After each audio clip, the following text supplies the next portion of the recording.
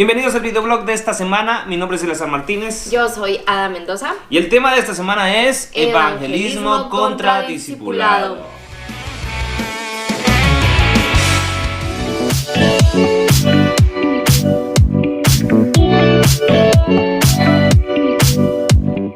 Cierta ocasión, un chico que nos acompañaba a hacer evangelismo en las calles dejó de ir a las reuniones de evangelismo que nosotros hacíamos, y cuando me lo volví a topar después de algunos meses, le pregunté cuál era la razón por la cual no seguía acompañándonos a hacer evangelismo. Y la respuesta de él me dejó un tanto intrigado. Él me dijo lo siguiente: mi papá me dijo que era más importante el discipulado que el evangelismo. ¿Qué es más importante, el evangelismo o el discipulado? ¿Alguna vez te has preguntado eso? ¿Ha surgido en ti la duda de qué será más importante? Yo creo que en estos tiempos es como que la pregunta que hay en el aire, ¿no? Bueno, pero ¿qué se hace primero? ¿El evangelismo o el discipulado? ¿O qué tiene más relevancia? ¿O qué nos sirve más a nosotros como iglesia? ¿O qué nos da más fruto? Exacto. Tal vez como pastor pudiese yo decirme, es más importante el discipulado porque es la forma en que la gente logra consolidarse en la iglesia. Pero a los evangelistas dirían no, o a los evangelizadores dirían no, es más importante el evangelismo. Porque si no, ¿quién va a ir, no? Exactamente. Hay una analogía que yo quisiese presentar en esta hora y es fácil. Es como hablar de los bomberos y preguntar qué es más importante, el bombero o el agua.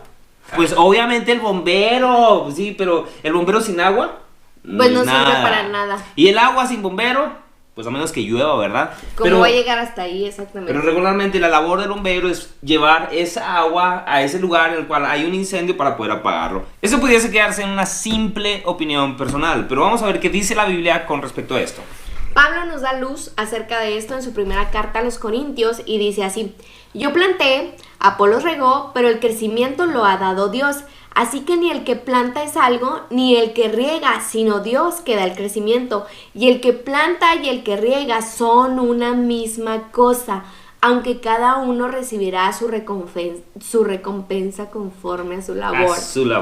Por otro lado, Romanos 10:14 nos dice lo siguiente: ¿cómo pues invocarán a aquel en el cual no han creído?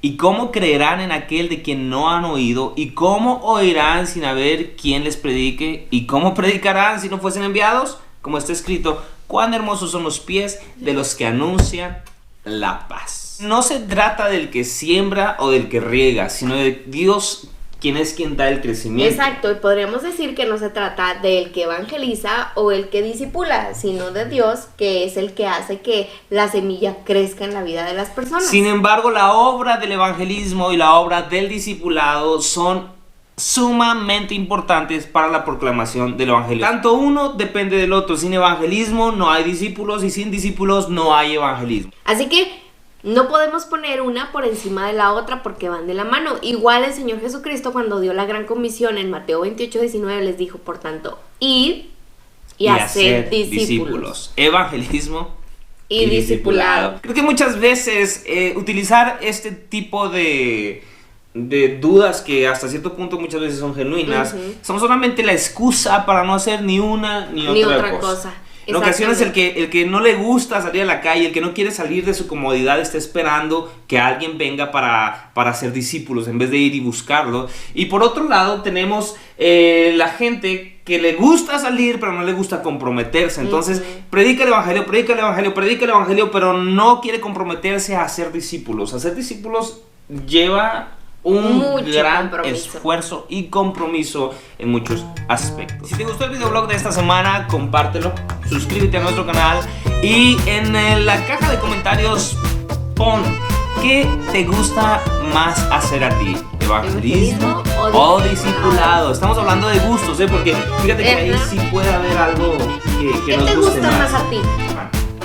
Me gusta mucho hacer evangelismo, pero a la vez me gusta mucho hacer discípulos.